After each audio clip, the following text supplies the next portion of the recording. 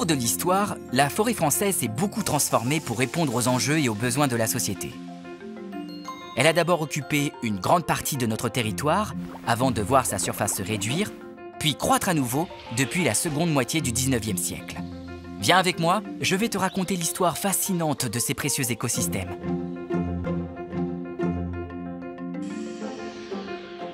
En l'an 800, les forêts occupent 60% du territoire de la France hexagonale.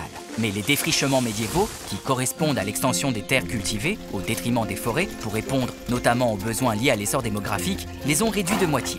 En 1820, elles ne couvrent plus que 12% de notre territoire hexagonal. C'est le minimum de surface forestière que connaîtra notre pays. C'est déjà dans l'idée de protéger les forêts, tout en conservant ses différentes fonctions, qu'au fil de l'histoire, des personnages emblématiques ont œuvré pour instaurer une meilleure gestion des forêts.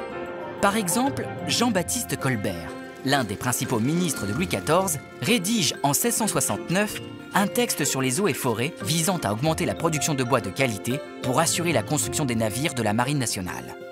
C'est ce même texte qui inspire le Code forestier, promulgué en 1827 et encore en vigueur aujourd'hui.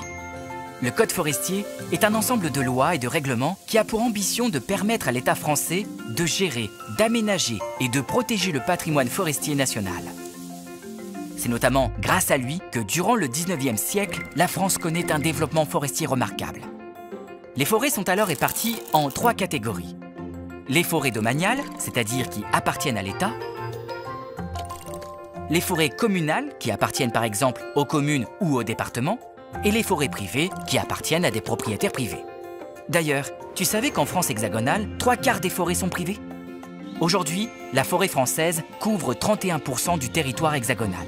Sa surface a plus que doublé en 2 siècles. Elle est majoritairement composée de feuillus, avec pour essence principale le chêne et le hêtre.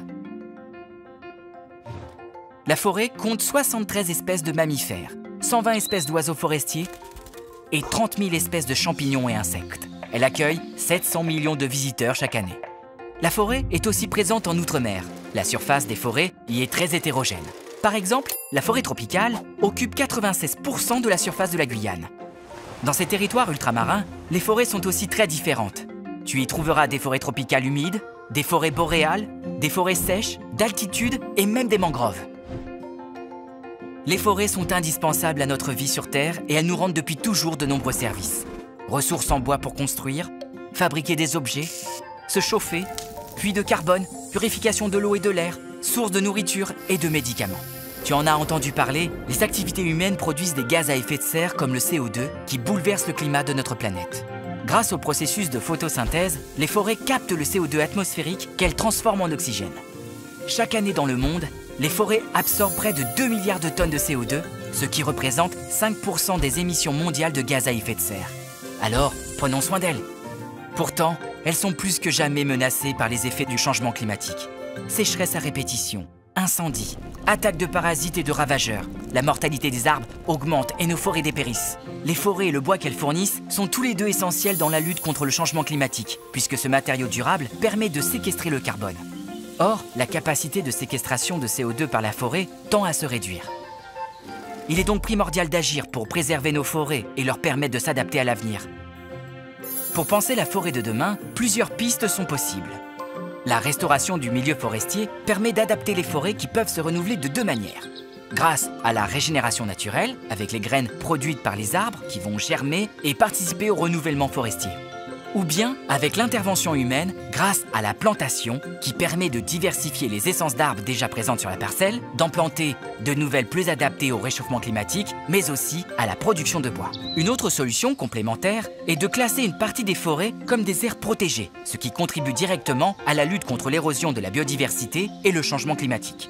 À ce jour, l'État français a déjà placé sous protection forte 10% des forêts domaniales de France hexagonale et 180 000 hectares supplémentaires de forêts en Guyane. Planter des arbres est une chose, mais ça ne fait pas tout. Les activités humaines sont responsables du réchauffement de la planète et perturbent l'équilibre de la nature. Les forêts peuvent nous aider, mais elles ne sont pas l'unique solution.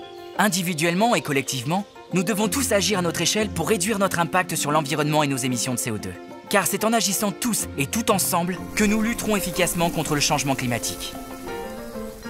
J'espère que cet épisode t'a plu. Pour continuer à explorer la forêt et ses enjeux, rendez-vous sur la plateforme La Forêt et nous. À tout de suite.